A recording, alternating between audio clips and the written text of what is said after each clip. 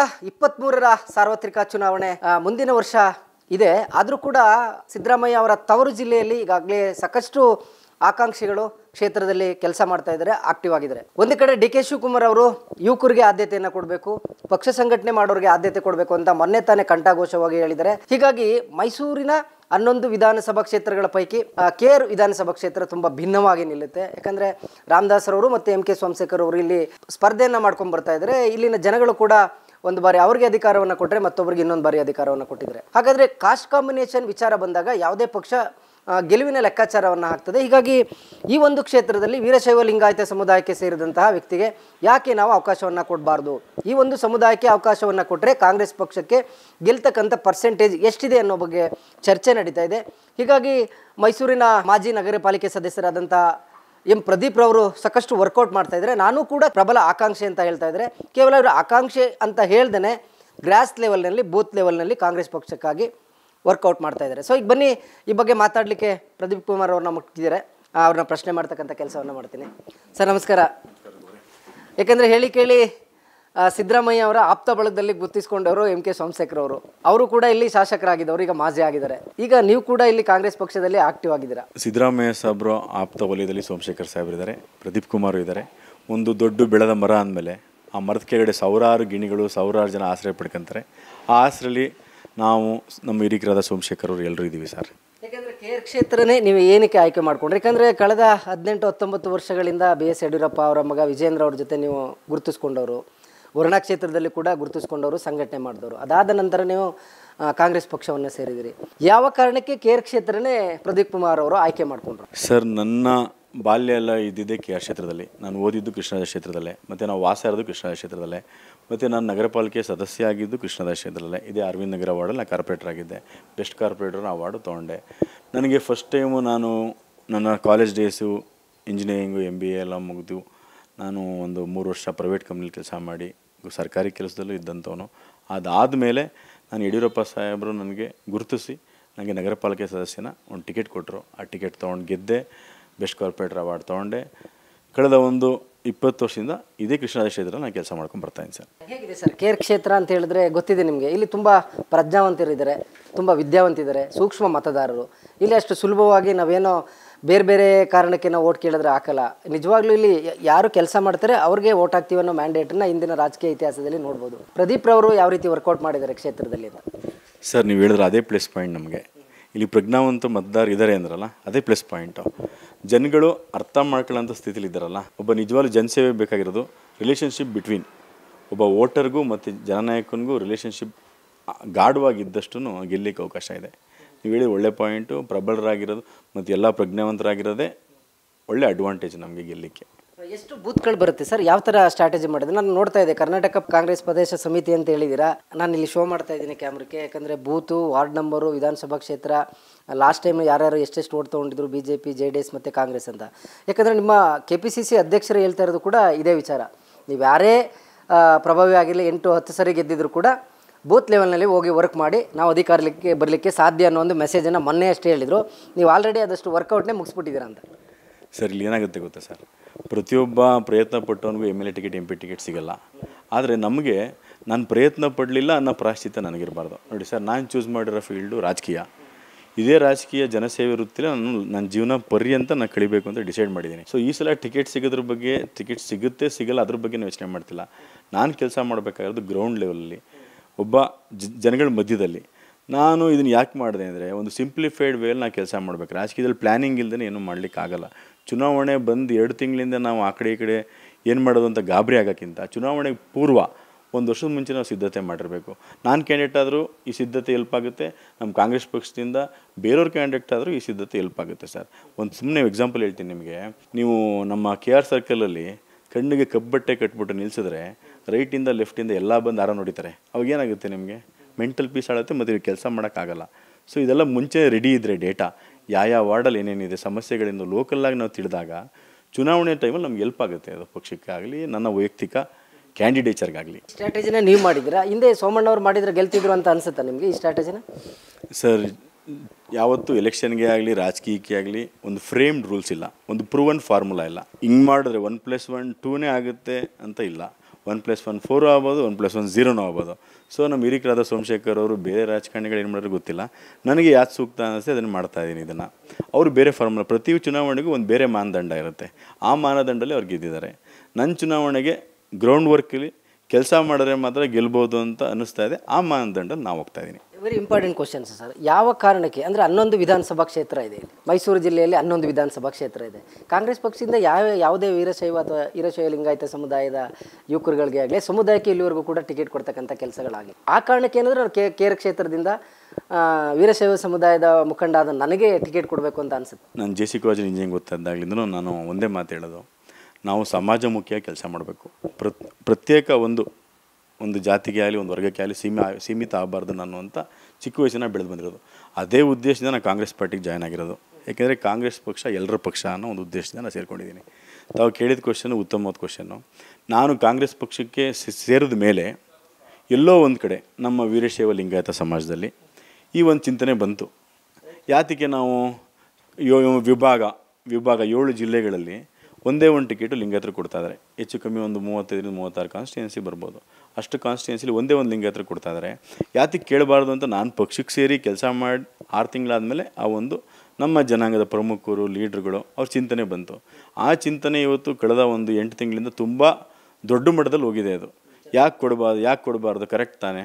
ಲಿಂಗಾಯತರು ಒಂದು ಕಡೆಗೆ ತಿರುಗಿ ನೋಡಬೇಕು ಅಂದರೆ ನಮ್ಮ ಸಮಾಜದವನಿಗೆ ಒಬ್ಬನು ಕೊಡಬೇಕು ಅನ್ನೋ ಒಂದು ಕೂಗು ವೀರಶೈವ ಲಿಂಗಾಯತ ಸಮಾಜದಲ್ಲಿ ಬಂದಿದೆ.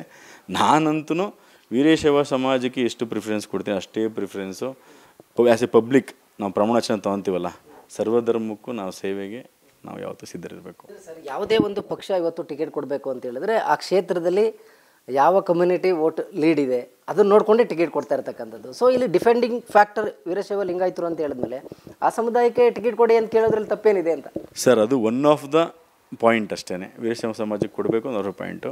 ಆದರೆ ನಮ್ಮ ಹಂಬಲ ನೀವು ನೋಡಿದ್ದೀರಾ, ನಾನು ವೀರಶೈವ ಲಿಂಗಾಯತ ಧರ್ಮದಲ್ಲಿ ನಾನು ಜನಿಸಿರೋದು ನನ್ನ ಪುಣ್ಯ. ತಾವು ನೋಡಿದ್ದೀರಾ, ಶತಮಾನಗಳಿಂದ 12ನೇ ಶತಮಾನದಿಂದ ಬಸವಣ್ಣ ಈಕ್ವಾಲಿಟಿ ಅಂತ ತಂದವು ನಾವು ಅವತ್ತೊಂದು ದಿವಸ. ಅದ್ರ ಜೊತೆಗೆ ಇವತ್ತು IPC ಪೀನಲ್ ಕೋಡ್ ಅಂತ ನಮ್ಮ ಕಾನ್ಸ್ಟಿಟ್ಯೂಷನ್ ಏನು ಹೇಳ್ತೀವಿ, ಕೊಲೆಬೇಡ ಹುಸಿಯ ನುಡಿಯಲೇಬೇಡ ಅಂತ ಏನು ಹೇಳಿದ್ದಾನೆ, ಇಡೀ IPC ಬರುತ್ತೆ ಅವ್ರು ಹೇಳೋ ತತ್ವದಲ್ಲಿ. ಅಂಥ ಒಂದು ಸಮಾಜದಲ್ಲಿ ನನಗೆ ನನ್ನ ಪೂರ್ವಜರಿಗೆ ಲಿಂಗ ಕಟ್ಟು ಈ ಸಮಾಜದಲ್ಲಿ ಈಕ್ವಾಲಿಟಿನ ಬಸವಣ್ಣ ಅವತ್ತು ಫೈಟ್ ಮಾಡಿದ ಈಕ್ವಾಲಿಟಿನ ತಾಂಬ ಅನ್ನೋ ಒಂದು ಉದ್ದೇಶದಿಂದ ಈ ಸಮಾಜದಲ್ಲಿ ನನಗೆ ಜನನ ಮಾಡಿ ಈ ಸಮಾಜದಲ್ಲಿ ನಾನು ಇವತ್ತು ಕಾರ್ಯ ಮಾಡ್ತಾಯಿದ್ದೀನಿ. ಸೊ ಅದು ಒಂದು ಟ್ರಂಪ್ ಕಾರ್ಡ್ ಆಗ್ಬೋದು ನಮಗೆ. ವೀರಶೈವ ಸಮಾಜದಿಂದ ಒಬ್ಬ ಹುಡುಗನ ಕೊಡಬೇಕು ಅನ್ನೋದು ನಂಗೆ ಟ್ರಂಪ್ ಕಾರ್ಡ್ ಆಗ್ಬೋದು. ಆದರೆ ಅದನ್ನೇ ಮುಖ್ಯ ಮಾನದಂಡ ಆಗಿಟ್ಕೊಂಡು ನನ್ನ ಜನಸೇವೆಗೆ ಇಳಿಬಾರ್ದು ಅನ್ನೋ ನನ್ನ ಉದ್ದೇಶ. ನಿಮಗೆ ಗೊತ್ತಿದೆ, ಯಾಕಂದರೆ ಲಿಂಗಾಯತ ಸಮುದಾಯ ಅಂತ ಹೇಳಿದ್ರೆ ಮೊದಲು ಬರ್ತಕ್ಕಂಥ ಹೆಸರು BS ಯಡಿಯೂರಪ್ಪನವರು. ಈಗ ಅದಾದ ನಂತರ ಅವರ ಪುತ್ರ ವಿಜಯೇಂದ್ರ ಅವರು. ಈಗ ಅವರು ಭಾರತೀಯ ಜನತಾ ಪಕ್ಷದಲ್ಲಿದ್ದಾರೆ, ನೀವು ಕಾಂಗ್ರೆಸ್ ಪಕ್ಷದಲ್ಲಿದ್ದೀರಿ. ಯಾವ ಥರ ಓಟನ್ನು ನೀವು ಕಾಂಗ್ರೆಸ್ ಪಕ್ಷಕ್ಕೆ ಸೆಳಿತೀರಾ ಅಂತ? ಸರ್, ಲಿಂಗಾಯತ ಸಮಾಜ ಅಂತ ಮೊದಲಿಗೆ ಬರೋದು ಬಸವಣ್ಣ, ಅದ್ರ ಜೊತೆಗೆ ಎಲ್ಲ ಪ್ರಾಂತೀಯರು ಮಠಮಾನ್ಯರು, ಅದ್ರ ಜೊತೆಗೆ ಯಡಿಯೂರಪ್ಪ ಸಾಹೇಬರು, ಅದ್ರ ಜೊತೆಗೆ ಇವಾಗ ತಾನೇ ಜನಸೇವೆಯಲ್ಲಿ ಕೆಲಸ ಮಾಡ್ತಿರ್ತಕ್ಕಂಥ ವಿಜೇಂದ್ರ ಅವರು. ಆದರೆ ಆ ಫ್ಯಾಕ್ಟ್ರು ನನ್ನ ಪ್ರಕಾರ ನಮ್ಮ KR ಕಾನ್ಸ್ಟಿಟ್ಯೂನ್ಸಿಲಿ ವರ್ಕೌಟ್ ಆಗಲ್ಲ ಅನ್ನೋದು ನನ್ನ ಉದ್ದೇಶ. ಎಲ್ಲದಕ್ಕೂ ಸ್ಥಳೀಯವಾಗೂ ಒಂದು ನಾಯಕತ್ವ ಬೇಕಾಗುತ್ತೆ. ನೀವು ಅದರ ಕರ್ನಾಟಕ ಚೀಫ್ ಸೆಕ್ರೆಟರಿ ಒಬ್ಬನೇ ಕರ್ನಾಟಕ ನೋಡ್ಕೊಳ್ಳಂಗಿದ್ದಿದ್ದರೆ ಪ್ರತಿ ಜಿಲ್ಲೆಗೆ DC ಆಗಬೇಕಾಗಿತ್ತು, ರೀಜನಲ್ ಕಮಿಷನರ್ ಆಗಬೇಕಾಗಿತ್ತು, ತಹಸೀಲ್ದಾರ್ ಆಗಬೇಕಾಗಿತ್ತು. ಸ್ಥಳೀಯವಾಗೂ ನಾಯಕತ್ವದ ಕೊರತೆ ಒಂದು ಸಮುದಾಯದಲ್ಲಿ ಇದ್ದೇ ಇರುತ್ತೆ. ಹಾಗಾದರೆ ನೀವು ದೆಹಲಿಗೆ ಅಥವಾ ರಾಜ್ಯಕ್ಕೆ BS ಯಡಿಯೂರಪ್ಪ ಇದ್ದರೆ ಕೇರ್ ಕ್ಷೇತ್ರಕ್ಕೆ ಪ್ರದೀಪ್ ಕುಮಾರ್ ಕೆಲಸ ಮಾಡ್ತಾರೆ ಅಂತನಾ? ತಪ್ಪೇನಿದೆ ಅದರಲ್ಲಿ? ಯಾಕಾಗಬಾರ್ದು? ಪ್ರತಿಯೊಂದು ಯಡಿಯೂರಪ್ಪ ಸಾಹೇಬ್ರೂ ಅಷ್ಟು ಮೀನಾಗಿ ಯೋಚನೆ ಮಾಡಲ್ಲ. ಇಡೀ ರಾಷ್ಟ್ರಕ್ಕೆ ನಾನು ಒಬ್ಬನೇ ಇರಬೇಕು, ಇಡೀ ರಾಜ್ಯಕ್ಕೆ ನಾನು ಒಬ್ಬನೇ ಇರಬೇಕು ಅನ್ನೋ ಉದ್ದೇಶ ಯಡಿಯೂರಪ್ಪನವ್ರದ್ದು ಯಾವತ್ತೂ ಇಲ್ಲ. ನಾನು ಯಡಿಯೂರಪ್ಪನ ಜೊತೆಗೆ ಇದ್ದೊಂದು 15 ವರ್ಷದಿಂದ. ಅವರು ತುಂಬ ಬ್ರಾಡ್ ಮೈಂಡೆಡ್. ಅವ್ರು ಯಾವತ್ತೂ ಆ ಥರ ನಾನೇ ಇರಬೇಕು, ಪ್ರಬಲವಾಗಿ ನನ್ನ ಮಗನೇ ಇರಬೇಕು ಅನ್ನೋ ಇಚ್ಛೆ ಅವರಲ್ಲಿ ಇಲ್ಲ. ಅದು ತಬ್ಬಾವನೆ. ಯಾಕಾಗಬಾರ್ದು? ಪ್ರದೀಪ್ ಕುಮಾರ್ KRಗೆ ಯಾಕಾಗಬಾರ್ದು? ಮೈಸೂರು ಭಾಗಕ್ಕೆ ಯಾಕಾಗಬಾರ್ದು? ಎಲ್ಲ ಕಡೆನೂ ಅವರೇ ಕೆಲಸ ಮಾಡಲಿಕ್ಕೆ ಆಗಲ್ವಲ್ಲ. ಯಾವ ಕಾರಣಕ್ಕೆ ಪ್ರದೀಪ್ ಕುಮಾರ್ ಅವರು ಕಾಂಗ್ರೆಸ್ ಪಕ್ಷದ ಪ್ರಬಲ ಟಿಕೆಟ್ ಆಕಾಂಕ್ಷಿ ಆಗಿದ್ದೇ ಆದರೆ ಯಾವ ಕಾರಣಕ್ಕೆ ಕಾಂಗ್ರೆಸ್ ಪಕ್ಷ ನಿಮಗೆ ಟಿಕೆಟ್ ಕೊಡಬೇಕು ಸರ್? ನೋಡಿ ಸರ್, ತಾವು ನೋಡ್ತಾ ಇದ್ದೀರಾ, ಯಂಗ್ಸ್ಟರ್ಸ್ಗೆ ಪ್ರಿಫರೆನ್ಸ್ ಕೊಡಬೇಕು ಅಂತ ಎಲ್ಲ ಪಕ್ಷಗಳು ಮಾಡ್ತಾಯಿದೆ. ಅದ್ರ ಜೊತೆಗೆ ಸತತವಾಗಿ ಜನಸೇವೆಯಲ್ಲಿ ದಶಕಗಳಿಂದ ಇದ್ದಂಥವನಿಗೆ ಟಿಕೆಟ್ ಕೊಡಬೇಕು ಅಂತ ಒಂದು ಮಾತು ನಡೀತಾ ಇದೆ. ನಾನು ಕಳೆದ 20 ವರ್ಷದಿಂದ ರಾಜಕೀಯ ಕ್ಷೇತ್ರದಲ್ಲಿ, ಸಾಮಾಜಿಕ ಕ್ಷೇತ್ರದಲ್ಲಿ ಕೆಲಸ ಮಾಡ್ಕೊಂಬಂದಿದ್ದೀನಿ. ಅದ್ರ ಜೊತೆಗೆ ಕೃಷ್ಣರಾಜ ಕ್ಷೇತ್ರದಲ್ಲೇ ಕೆಲಸ ಮಾಡ್ಕೊಂಬಂದಿದ್ದೀನಿ. ಅದ್ರ ಜೊತೆಗೆ ಒಬ್ಬ ಯಂಗ್ಸ್ಟರ್ ಇದ್ದೀನಿ. ಮತ್ತು ಈ ಸಲ ಗೆಲ್ಲಲಿಕ್ಕೆ ಯಂಗ್ಸ್ಟರ್ಗೆ ಒಂದು ಅವಕಾಶ ಇದೆ ಕೃಷ್ಣರಾಜ ಕ್ಷೇತ್ರದಲ್ಲಿ. ಕ್ವಾಲಿಫಿಕೇಷನ್ ಎಲ್ರಿಗೂ ಇರುತ್ತೆ. ನಾನು MBA ಮಾಡಿದ್ದೀನಿ ಸರ್. ಅದ್ರ ಜೊತೆಗೆ KR ಕ್ಷೇತ್ರದಲ್ಲಿ ಒಂದು ಹೊಸ ಮುಖ ಬೇಕು ಅನ್ನೋ ಒಂದು ಹಂಬಲ ಇದೆ ಜನಗಳಲ್ಲಿ. ಮತ್ತು ಹಿರಿಯರ ಒಂದು ಮಾರ್ಗದರ್ಶನದಲ್ಲಿ ಹೊಸತನ ನಾವು ಹಳೆ ಬೇರು ಹೊಸ ಚಿಗುರು ಅಂತ ಆ ನಿಟ್ಟಿನಲ್ಲಿ ನಾವು ಕೃಷ್ಣರಾಜ ಕ್ಷೇತ್ರದಲ್ಲಿ ಕೆಲಸ ಮಾಡ್ತೀನಿ. ಆ ಜನಗಳಿಗೆ ಆ ನಂಬಿಕೆನ ನಾನು ತಂದುಕೊಡ್ತೀನಿ ಮತ್ತು ಆ ನಂಬಿಕೆ ಉಳಿಸ್ಕೊಂಡು ಹೋಗ್ತೀನಿ ಅನ್ನೋ ಭಾವನೆ ನನಗಿದೆ. ಅದರಿಂದ ಪಕ್ಷ ನನಗೆ ಟಿಕೆಟ್ ಕೊಡುತ್ತೆ ಅನ್ನೋ ವಿಶ್ವಾಸದಲ್ಲಿ ಇದ್ದೀನಿ ಸರ್. ಯಾರಾದರೂ ಅಷ್ಟು ಸುಲಭವಾಗಿ ತನ್ನ ಕ್ಷೇತ್ರವನ್ನು ಬಿಟ್ಕೊಡ್ಲಿಕ್ಕೆ ಇಷ್ಟಪಡಲ್ಲ. ಕೆ ಸೋಮಶೇಖರ್ ಅವರು ಕೂಡ ಈ ಕ್ಷೇತ್ರದಲ್ಲಿ ಮಾಜಿ ಶಾಸಕರಿದ್ದಾರೆ. ಈಗ ಪ್ರದೀಪ್ ರವರು ಒಂದು ಕಡೆ ಟಿಕೆಟ್ ಕೇಳ್ತಾ ಇದ್ದಾರೆ. ನೀವು ಹೇಳ್ದಂಗೆ ಹಳೆ ಬೇರು ಹೊಸ ಚಿಗುರು ಅನ್ನೋ ಗಾದೆ ಮಾತೇನಿದೆ, ಆ ಗಾದೆ ಮಾತನ್ನು ಅಕ್ಸೆಪ್ಟ್ ಮಾಡ್ತಾರೆ ಸೋಮಶೇಖರ್ ಅವರು ಅಂತ? ಸರ್, ನಾನು ಸೋಮಶೇಖರ್ ಸರ್ನ ವೈಯಕ್ತಿಕವಾಗಿ ಭೇಟಿಯಾಗಿ ಆಮೇಲೆ ನಾನು ಕಾಂಗ್ರೆಸ್ ಪಕ್ಷಕ್ಕೆ ಸೇರಿಕೊಂಡಿದ್ದು. ಸಿದ್ದರಾಮಯ್ಯ ಸಾಹೇಬರು ಸೋಮಶೇಖರ್ ಹತ್ರ ಮಾತಾಡಪ್ಪ ಅಂತ ಹೇಳಿದ್ಮೇಲೆ ಸೋಮಶೇಖರ್ ಸರ್ ಅವರ ಅಪ್ಪಣೆ ಮೇಲೆ ಸರ್ ಅವರು ನಮ್ಗೆ ಸೀನಿಯರ್ ಇದ್ದಾರೆ. ಸರ್, ನಾನು ಇವಾಗ ಕ್ಷೇತ್ರಕ್ಕೆ ಬರ್ತಾಯಿದ್ದೀನಿ, ಅವರು ಸೇರ್ಕೊಳ್ಳಪ್ಪ ಒಳ್ಳೇದಾಗಲಿ ಅಂತ ಹೇಳಿದ್ರು. ಕೆಲಸ ಮಾಡಪ್ಪ ಒಳ್ಳೇದಾಗುತ್ತೆ ಅಂತಂದರು. ನೋಡಿ ಸರ್, ನಾನು ಇವತ್ತು ಆಸೆ ಪಡ್ತಾ ಇದ್ದೀನಿ ಒಂದು MLA ಆಗಬೇಕು ಅಂತ ಕ್ಷೇತ್ರದಲ್ಲಿ. ಅವ್ರು ಕಳೆದ 20 ವರ್ಷದಿಂದ ಕೆಲಸ ಮಾಡಿದವರು. ಸೆಂಟಿಮೆಂಟ್ಸ್ ಅನ್ನೋದು ನನಗಿಂತ ಜಾಸ್ತಿ ಅವ್ರಿಗಿರುತ್ತೆ ಕ್ಷೇತ್ರದ ಮೇಲೆ. ಸೆಂಟಿಮೆಂಟ್ಸ್ ಅನ್ನೋದು ನನಗಿಂತ ಜಾಸ್ತಿ ಇರುತ್ತೆ ಅವ್ರಿಗೆ ಕ್ಷೇತ್ರದ ಮೇಲೆ. ಸೊ ಅವರ ಹಿರಿತನ ಇದೆ, ಅವ್ರಿಗೂ ನಿಲ್ಲಬೇಕು ಅನ್ನೋ ಇಚ್ಛೆನೂ ಇದೆ. ಸೊ ಅವರ ಮಾರ್ಗದರ್ಶನ ಹೆಂಗಾಗುತ್ತೆ ಮುಂದಿನ ದಿನಗಳಲ್ಲಿ ಪಕ್ಷ ಯಾರು ತೀರ್ಮಾನ ಮಾಡಿ ಪ್ರದೀಪ್ ಕುಮಾರ್ಗೆ ಟಿಕೆಟ್ ಕೊಡ್ತೀವಿ ಅಂತ ಹೇಳಿದಾಗ ಅವರು ಪಕ್ಷನ ಮೀರಿ ಇಲ್ಲ ಬೇಡ ಅಂತ ಯಾವತ್ತೂ ಹೇಳಲ್ಲ. ಅವರ ಒಳ್ಳೆತನ ನಮ್ಮ ಕೃಷ್ಣ ಕ್ಷೇತ್ರದ ಎಲ್ಲ ಜನಗಳಿಗೂ ಗೊತ್ತು. ಅವ್ರು ಒಳ್ಳೆಯವರು, ಒಬ್ಬ ಒಳ್ಳೆ ಚಿಂತನೆಗಳನ್ನ ಇಟ್ಕೊಂಡಿರೋರು ಅಂತ. ಅವರು ಅವತ್ತೊಂದು ದಿವಸ ಏನು ಡಿಶ್ ಅಂತ ಅಂತಾರೆ ಅದ್ರ ಮೇಲೆ ನಿಂತ್ಕೊಳ್ಳುತ್ತೆ ಸರ್. ನಮ್ಮದು ಟಿಕೆಟ್ ಸಿಕ್ಕಲಿಲ್ಲ ಅಂತ ಹೇಳಿದ್ರೆ ನೀವು ವಿಚಲಿತರಾಗಲ್ಲ ಅಥವಾ ಬೇರೆ ಪಕ್ಷಕ್ಕೆ ಜಂಪ್ ಮಾಡೋಂಥ ಕೆಲಸ ಏನಾಗಲ್ಲ ಸರ್? ರಾಜಕೀಯ ಕ್ಷೇತ್ರದಲ್ಲಿ ಫಸ್ಟು ನಾವು ಈ ವಿಚಲಿತರಾಗೋದನ್ನು ಬಿಡಬೇಕು ಸರ್. ಮನುಷ್ಯ ಯಾವತ್ತೂ ಜನಗಳಿಗೆ ಸಂತೋಷನ ಮತ್ತು ಕ್ಲಾರಿಟಿನ ಹಂಚಬೇಕು. ನಾವೇ ಕನ್ಫ್ಯೂಸ್ಡ್ ಆಗಿದ್ದರೆ ನಮ್ಮ ಫಾಲೋವರ್ಸ್ ಆಗಲಿ ನಮ್ಮ ಮತದಾರರಾಗಲಿ ಕನ್ಫ್ಯೂಸ್ ಆಗ್ಬಿಡ್ತಾರೆ. ಸಿಗಲಿಲ್ಲ ಅನ್ನೋ ಪಕ್ಷದಲ್ಲಿ ನಾನು ಒಂದು ಚೂರು ಬೇಜಾರು ಮಾಡ್ಕೊಳ್ಳಲ್ಲ. ಇನ್ನೂ 5 ವರ್ಷ ಕೆಲಸ ಮಾಡ್ತೀನಿ ಹೊರತು ಯಾವುದೇ ಕಾರಣಕ್ಕೂ ನಾನು ಡಿಸ್ಟರ್ಬ್ ಆಗಿ ಆ ಥರ ಒಂದು ತಪ್ಪುಗಳನ್ನ ಮಾಡಲ್ಲ. ನಾನು ಇಲ್ಲ MLA ಆಗಿ MP ಆಗಿ ಸೇವೆ ಮಾಡಬೇಕು ಅನ್ನೋದೇನು ಇಲ್ವಲ್ಲ ಸರ್. ಹಂಗೇನೇ ಮಾಡ್ಬೋದಲ್ಲ. ನಾನು ದಾರಿದೀಪ ಟ್ರಸ್ಟ್ ಓಪನ್ ಮಾಡಿರೋದೇ ಅದಕ್ಕೆ. ಟ್ರಸ್ಟ್ ಮುಖಾಂತರ ಸೇವೆ ಮಾಡ್ಕೊಂಡು ಹೋಗ್ತೀನಿ. ದಾರಿದೀಪ ಅಂತ ಟ್ರಸ್ಟ್ ಮಾಡಿದ್ದೀರಾ. ಆಲ್ರೆಡಿ ನೀವು ಏರಿಯಾ ವೈಸು ಒಂದು ಕಾನ್ಸೆಪ್ಟ್ ಮಾಡ್ತಾ ಇದ್ದೀರಾ. ನಾನು ನೋಡ್ತಾ ಇದ್ದೆ ಯಾವಾಗಲೇ ಏರಿಯಾ ವೈಸ್ ಕಾನ್ಸೆಪ್ಟ್ ಮಾಡ್ತಾ ಇದ್ದೀರಾ. ಯಾಕಂದರೆ KR ಕ್ಷೇತ್ರದಲ್ಲಿ ಇರ್ತಕ್ಕಂಥ ಸಮಸ್ಯೆ ವಿದ್ಯಾರಣ್ಯಪುರಂನಲ್ಲಿ ಇರಲ್ಲ, ಇನ್ನೊಂದು ಏರಿಯಾದಲ್ಲಿ ಬರ್ತಕ್ಕಂಥ ಸಮಸ್ಯೆ ಮತ್ತೊಂದು ಏರಿಯಾದಲ್ಲಿ ಇರಲಿ. ಗೌರಿಶಂಕರ್ ನಗರ, ಶಂಕರ್ ಮಠ, ರಾಮಾನುಜ ರಸ್ತೆ, ಅಶೋಕ್ಪುರಮು, ವಿಶ್ವೇಶ್ವರ ನಗರ, ಕೈಗಾರಿಕಾ ಬಡಾವಣೆ, ಈ ರೀತಿ ಬೇರೆ ಬೇರೆ ಬೇರೆ ಏರಿಯಾಗಳನ್ನು ಇಟ್ಕೊಂಡು ನೀವು ಆರೋಗ್ಯ ತಪಾಸಣಾ ಶಿಬಿರ ಏರ್ಪಡಿಸ್ತಾ ಇದ್ದೀರಾ. ಇದೇನು ಡಾಟಾ ಕಲೆಕ್ಷನ್ ಮಾಡಲಿಕ್ಕೆ ಅಥವಾ ಜನರಿಗೆ ತಲುಪ್ತಕ್ಕಂಥ ಕೆಲಸ ಮಾಡಲಿಕ್ಕೆ ಅಂತ? ಸರ್, ಇವಾಗ ಈ ಆರೋಗ್ಯ ಸಪ್ತಾಹ ಏನು ನಾವು ಮಾಡ್ತಾ ಇದ್ದೀವಿ ಅದು ಒಂದು 3 ತಿಂಗಳು ನಡೆಯುತ್ತೆ ಸರ್. 90 ದಿವಸ ನಡೆಯುತ್ತೆ. ಎಲ್ಲ ವಾರ್ಡಲ್ಲೂ 5 ದಿವಸ ನಡೆಯುತ್ತೆ. ಇದರಲ್ಲಿ 2 ಥರ ಚಿಂತನೆ ಇದೆ ಸರ್. ಒಂದು, ಜನಗಳಿಗೆ ನೇರವಾಗಿ ಆರೋಗ್ಯ ತಪಾಸಣೆ. ಒಬ್ಬ ವ್ಯಕ್ತಿಗೆ 2,000 ರೂಪಾಯಿ ಕಾಸ್ಟ್ ಆಗುತ್ತೆ ಇದನ್ನು ಹಾಸ್ಪಿಟ್ಲಿಗೆ ಮಾಡಿಸ್ಬೇಕು ಅಂದರೆ. ಬೋನ್ ಡೆನ್ಸಿಟಿ ಚೆಕಪ್ಪು ಮತ್ತು ಡಾಕ್ಟರ್ ಕನ್ಸಲ್ಟೇಷನ್ನು, BP, ಶುಗರ್ ಎಲ್ಲ ಡಯಾಗ್ನೋಸ್ ಮಾಡ್ತಾರಲ್ಲಿ. ಕೆಲವೊಂದು ಮೆಷಿನರಿಗಳನ್ನ ಹಾಸ್ಪಿಟ್ಲಿಂದ ತರಲಿಕ್ಕಾಗಲ್ಲ, ಅಲ್ಲಿ ಧೂಳಾಗುತ್ತೆ, ಮಿಷಿನರಿ ಹಾಳಾಗುತ್ತೆ ಅನ್ನೋ ಉದ್ದೇಶದಿಂದ ಅಲ್ಲಿ ಮಿಷಿನರಿ ತರ್ತಾ ಇಲ್ಲ ಏರಿಯಾಗಳಿಗೆ. ಸುಮಾರು ಎಲ್ಲ ವಾರ್ಡ್ಗಳಲ್ಲೂ ಪ್ರತಿದಿನ 150ರಿಂದ 200 ಜನ ಫೆಸಿಲಿಟೀಸ್ ತೊಗೊತಾ ಇದ್ದಾರೆ sir. Up to 1 o'clock 2 o'clock ತನಕ ನಡೆಸ್ತೀವಿ. ಮತ್ತು ಪೇಪರ್ ಪಾಂಪ್ಲೆಟ್ಸ್ ಎಲ್ಲ ಹಾಕ್ತಾಯಿದ್ದೀವಿ ಮತ್ತು ಆಟೋ ಇದನ್ನು ಮಾಡ್ತಾಯಿದ್ದೀವಿ. ಇದರಿಂದ ನಮ್ಗೆ 2 ಥರ ಉಪಯೋಗ ಇದೆ. ಒಂದು, ಜನಗಳನ್ನ ನೇರವಾಗಿ ಭೇಟಿ ಆಗ್ತೀವಿ ಮತ್ತು ಸ್ಥಳೀಯವಾದ ಸಮಸ್ಯೆಗಳನ್ನ ನಾವು ಟ್ರೇಸ್ ಔಟ್ ಮಾಡಿ ಪಾಯಿಂಟ್ ಔಟ್ ಮಾಡ್ತಾಯಿದ್ದೀವಿ. ನಮ್ಮ 22 ವಾರ್ಡ್ ಇದೆ ಕೃಷ್ಣ ಕ್ಷೇತ್ರಕ್ಕೆ. ಸಿದ್ಧಾರ್ಥ ಲೇಔಟಲ್ಲಿ ಇವರ ಸಮಸ್ಯೆ ಅರವಿಂದ್ ನಗರದಲ್ಲಿ ಗೊತ್ತಿರಲ್ಲ, ಅರವಿಂದ್ ನಗರದಲ್ಲಿರೋ ಸಮಸ್ಯೆ ಅವ್ರಿಗೆ ಗೊತ್ತಿರಲ್ಲ. ಸೊ ಪ್ರತಿಯೊಂದು ಸ್ಥಳೀಯವಾಗಿ ನಾವು ಸ್ಟಡಿ ಮಾಡಿದಾಗ ಅಲ್ಲಿ ಲೋಕಲ್ ಸಮಸ್ಯೆಗಳೇನು ಅನ್ನೋದನ್ನು ನಾವು ಅರಿತಾ ಇದ್ದೀವಿ. ಮುಂದಿನ ದಿನಗಳಲ್ಲಿ ಕಾಂಗ್ರೆಸ್ ಪಕ್ಷದಿಂದ ಅಧಿಕಾರಕ್ಕೆ ಬಂದಾಗ ಅವೆಲ್ಲ ಯಾರು ಶಾಸಕರಾಗ್ತಾರೆ ಆ ವ್ಯಕ್ತಿಯಿಂದ ಅದನ್ನು 3 ವರ್ಷದಲ್ಲಿ ಕಂಪ್ಲೀಟ್ ಮಾಡೋಕ್ಕೆ ನಮ್ಮದೊಂದು ಯೋಜನೆ ಇದೆ. ಪ್ರದೀಪ್ರವರಿಗೆ ಮೈಸೂರಿನ KR ಕ್ಷೇತ್ರದಲ್ಲಿ ಎಷ್ಟು ಬೂತ್ಗಳು ಗೊತ್ತು, ಆ ಬೂತ್ಗಳಲ್ಲಿ ಎಷ್ಟು ಜನ ಪರಿಚಯ ಇದ್ದಾರೆ ಅಂತೇಳಿ? ಪ್ರದೀಪ್ರವರಿಗೆ ಈ ಕಡೆ ರಿಂಗ್ ರೋಡು TK ಲೇಔಟಿಂದ ತೊಗೊಂಡ್ರೆ ಆ ಕಡೆ ರಿಂಗ್ ರೋಡ್ ಆಳ್ನಳ್ಳಿ ಲೇಔಟ್ ತನಕ, ಮತ್ತು ಈ ಕಡೆ ಲಕ್ಷ್ಮೀಪುರಂ ಡಬಲ್ ರೋಡ್ ತಗೊಂಡ್ರೆ ಈ ಕಡೆ ಶ್ರೀರಾಮಪುರ ಜಂಕ್ಷನ್ ತನಕ ಪ್ರತಿ ವಾರ್ಡ್ಗಳಲ್ಲೂ ಸ್ನೇಹಿತರಿದ್ದಾರೆ, ಪ್ರತಿ ಬೂತ್ಗಳಲ್ಲೂ ಸ್ನೇಹಿತರಿದ್ದಾರೆ. ಏಕೆಂದರೆ ಚಿಕ್ಕ ವಯಸ್ಸಿಂದ ನಾವು ಜನ ಕಟ್ಟಿದ್ವಿ. ಕಾಲೇಜ್ ಟೈಮು, ಸ್ಕೂಲ್ ಟೈಮಿಂದ ಜನ ಕಟ್ಟಿದ್ದೀವಿ ಎಲ್ಲ ವಾರ್ಡ್ಗಳಲ್ವೇ. ಸೊ ಪ್ರತಿ ಬೂತಲ್ಲೂ ನಮ್ಗೊಂದು 30 to 40% ಜನ ಪರಿಚಯ ಇದ್ದಾರೆ. ಕೇಳಿ ಇದು ಹಳೆ ಹುಲಿ ರಾಮದಾಸ್ರವರ ಕ್ಷೇತ್ರ. ಅವರು ಸಚಿವರಾಗಿದ್ದವರು, ಉಸ್ತುವಾರಿ ಸಚಿವರಾಗಿದ್ದರು, ಈಗಲೂ ಕೂಡ ಆಕ್ಟಿವ್ ಆಗಿ ಶಾಸಕರ ಕೆಲಸ ಮಾಡ್ತಾ ಇದ್ದಾರೆ. ಇಂತಹ ಹಳೆ ಹುಲಿಯ ಎದುರು ಸೆಣಸಬೇಕು ಅಂತ ಹೇಳಿದ್ರೆ ಪ್ರದೀಪ್ರವರು ಏನಾದರೂ ಒಂದು ಸಿದ್ಧತೆ ಮಾಡ್ಕೊಂಡಿರಬೇಕು. ಪ್ರದೀಪ್ರವರು ಜನರಿಗೆ ಏನಾದರೂ ಒಂದು ಭರವಸೆಯನ್ನು ಕೊಡ್ತಕ್ಕಂಥ ಒಂದಷ್ಟು ಕಂಟೆಂಟ್ಗಳನ್ನ ಇಟ್ಕೊಂಡಿರ್ಬೇಕು. ಯಾವ ಥರ ಕಂಟೆಂಟ್ ಇದೆ ನಿಮ್ಮ ಹತ್ರ? ನೋಡಿ ಸರ್, ರಾಜಕೀಯದಲ್ಲಿ ನಾನು ಹಿಂಗೆ ಮಾಡ್ತೀನಿ ಹಂಗೆ ಮಾಡ್ತೀನಿ ಅನ್ನೋ ಆಶ್ವಾಸನೆ ನಾನು ಕೊಡಲ್ಲ. ಹಳೆ ಹುಲಿ ಅಂತ ಹೇಳಿದ್ರಲ್ಲ, ಎಲ್ಲ ಭೂಮಿ ಮೇಲೆ ಹುಟ್ಟಿದ ಮೇಲೆ ಪ್ರತಿಯೊಂದು ವಸ್ತುಗೂ ಅದರದ್ದೇ ಆದಂಥ ಒಂದು ಕಾಲಮಿತಿ ಅಂತ ಇರುತ್ತೆ. ಅಧಿಕಾರ ಆಗಿರ್ಬೋದು, ಏನೇ ಆಗಿರ್ಬೋದು, ಆ ಕಾಲಮಿತಿ ಒಳಗಡೆ ಹಳೆ ಹುಲಿನೂ ಬರುತ್ತೆ, ಹೊಸ ಹುಲಿನೂ ಬರುತ್ತೆ ಅದರಲ್ಲಿ. ಸೊ ನಾನು ಹೇಳೋದು ಇಷ್ಟೇ, ಜನಗಳಿಗೆ ಅವತ್ತೊಂದು ದಿನ ಏನು ಸಮಸ್ಯೆ ಆಗುತ್ತೆ ಅದನ್ನು ಶ್ರದ್ಧಾ ಭಕ್ತಿಯಿಂದ ನನ್ನ ಪರಿಪೂರ್ಣ ಶ್ರಮ ಹಾಕಿ ನಾನು ಅದನ್ನು ಕೆಲಸ ಮಾಡ್ತೀನಿ ಅಂತ ಹೇಳಕ್ಕೆ ಇಚ್ಛೆ. ಸರ್ ಅವರು ಜನಗಳ ಕೈಗೆ ಸಿಗ್ತಾರೋ ಬಿಡ್ತಾರೋ ಗೊತ್ತಿಲ್ಲ, ಆದರೆ ಅವ್ರದ್ದು ಒಂದು ಫೌಂಡೇಶನಿಂದ, ಆಸರೆ ಫೌಂಡೇಶನಿಂದ ಒಂದು ಕಾರ್ಡ್ ಅಂತೂ ಹೋಗುತ್ತೆ, ಶುಭಾಶಯ ಅಂತ ಅವರು ತಲುಪಿಸ್ತಾರೆ. ಅದಕ್ಕಿಂತ ಇನ್ನೇನು ಬೇಕು ಜನಕ್ಕೆ? ಅದೇ ತಪ್ಪು ಸರ್. ಎಲ್ಲನೂ ನಾವು ಪೋಸ್ಟ್ ಕಾರ್ಡಲ್ಲೇ ಕಳ್ಸಂಗಿದ್ರೆ ಇವತ್ತು ವಾಟ್ಸಪ್ಪು ಇವೆಲ್ಲ ಯಾಕೆ ಬರ್ತಾಯಿತ್ತು? ಸೋಷಿಯಲ್ ಮೀಡಿಯಾ ಯಾಕೆ ಸ್ಟ್ರಾಂಗ್ ಆಗ್ತಿತ್ತು? ಫಸ್ಟು ನೋಡಿ ಸರ್, ಜನಗಳಿಗೂ ಮತ್ತು ಒಬ್ಬ ಜನನಾಯಕನಿಗೂ ತುಂಬ ಅಗಾಧವಾದ ಸಂಬಂಧ ಇದೆ. ತಾವು ನೋಡಿರ್ಬೋದು, ಒಬ್ಬ ತಾಯಿ ತನ್ನ ಮಗ MLA ಆಗಿ ಅಂತ ಆಸೆ ಪಡ್ತಾನೆ, ಸ್ವಾರ್ಥ ಇದೆ. ಒಂದು ಹೆಂಡ್ತಿ ತನ್ನ ಗಂಡ ಆಗಲಿ ಅನ್ನೋದ್ರಲ್ಲೂ ಸ್ವಾರ್ಥ ಇದೆ, ಮಕ್ಕಳು ತಂದೆ ಆಗಿದ್ರಲ್ಲಿ ಸ್ವಾರ್ಥ ಇದೆ. ಆದರೆ ಒಬ್ಬ ಮತದಾರ ಒಬ್ಬನ್ನ ಅವನು ಪರಿಚಯ ಇರೋಂಥ ವ್ಯಕ್ತಿನ MLA ಮಾಡಿ ವಿಧಾನಸೌಧಕ್ಕೆ ಕಳಿಸಿ ಅವನಿಗೆ ಸಕಲ ಗೌರವ ಕೊಡಿಸ್ತಾನೆ ಅಂದರೆ ನೀವು ತುಂಬ ಇಮ್ಯಾಜಿನ್ ಮಾಡಿ. ಎಲ್ಲ ಸಂಬಂಧಗಳಿಗಿಂತಲೂ ದೊಡ್ಡ ಸಂಬಂಧ ಮತದಾರನಿಗೆ ಮತ್ತು ಒಬ್ಬ ಜನನಾಯಕನಿಗಿರೋ ಸಂಬಂಧ. ಜನಗಳಿಗೆ ಸಿಗೋದು ಇಂಪಾರ್ಟೆಂಟು, ಜನಗಳ ಕೈಗೆ ಸಿಕ್ಕಿ ಜನಗಳಿಗೆ ಸ್ಪಂದನೆ ಮಾಡೋದು ಇಂಪಾರ್ಟೆಂಟ್. ಅದನ್ನು ಶಾಸಕರು ಮಾಡ್ತಾಯಿಲ್ಲ. ಇವತ್ತು ಪ್ರೆಸೆಂಟ್ BJP ಶಾಸಕರು ಮಾರ್ಕೆಟಿಂಗ್ ಮಾಡ್ತಾಯಿದ್ದಾರೆ. ಆಸರೆಯಿಂದ ಮಾರ್ಕೆಟಿಂಗ್ ಅಂದರೆ ಯಾವ ಥರ? ಯಾಕಂದರೆ ನೀವು ಜನಕ್ಕೆ ಸಿಗಲ್ಲ ಅಂತ ಹೇಳ್ತಿದ್ದೀರಾ. ಯಾವಾಗಲೂ ಕ್ಷೇತ್ರದಲ್ಲೇ ಒಂದಷ್ಟು ಕಾರ್ಯಕ್ರಮಗಳು ಮಾಡ್ತಿರ್ತಾರೆ, CMಗಳು ಕರೆಸ್ತಿದ್ದಾರೆ, ಸಚಿವರುಗಳು ಕರೆಸ್ತಾ ಇದ್ದಾರೆ. ಸರ್, ಯಾವುದೇ ಕ್ಷೇತ್ರದ MLAನ ಜನ MLA ಮಾಡೋದು ನಮ್ಮ ಜೊತೆಗಿರಲಿ ಅಂತ. CMನ ಲೀಡ್ರ್ಗಳನ್ನ ಕರೆಸ್ಕೊಂಡು ಯಾವುದೋ ಒಂದು ದಿವಸದ್ದು ಶೋ ಮಾಡೋಕ್ಕಲ್ಲ. ಇದೇನು ಕಾಲೇಜ್ದು ಆ್ಯನ್ಯುವಲ್ ಫೆಸ್ಟಾ? ಇದು ವರ್ಷಕ್ಕೊಂದ್ಸಲ ಮಾಡಲಿಕ್ಕೆ ದಿನ ಮಾಡ್ಬೇಕು ಸರ್. ಜನಗಳ ಮಧ್ಯೆ ದಿನ ಇರಬೇಕು. ಜನ ಲಾಟ್ ಆಫ್ ಎಕ್ಸ್ಪೆಕ್ಟೇಷನ್ ಇಟ್ಕೊಂಡಿದ್ದಾರೆ. ಅವರು ನಾವು ಇಚ್ಛೆಯಿಂದ ರಾಜಕೀಯಕ್ಕೆ ಬಂದಿರೋದು, ಜನರ ಇಚ್ಛೆಯಿಂದ ನಾವು ಬಂದಿಲ್ಲ.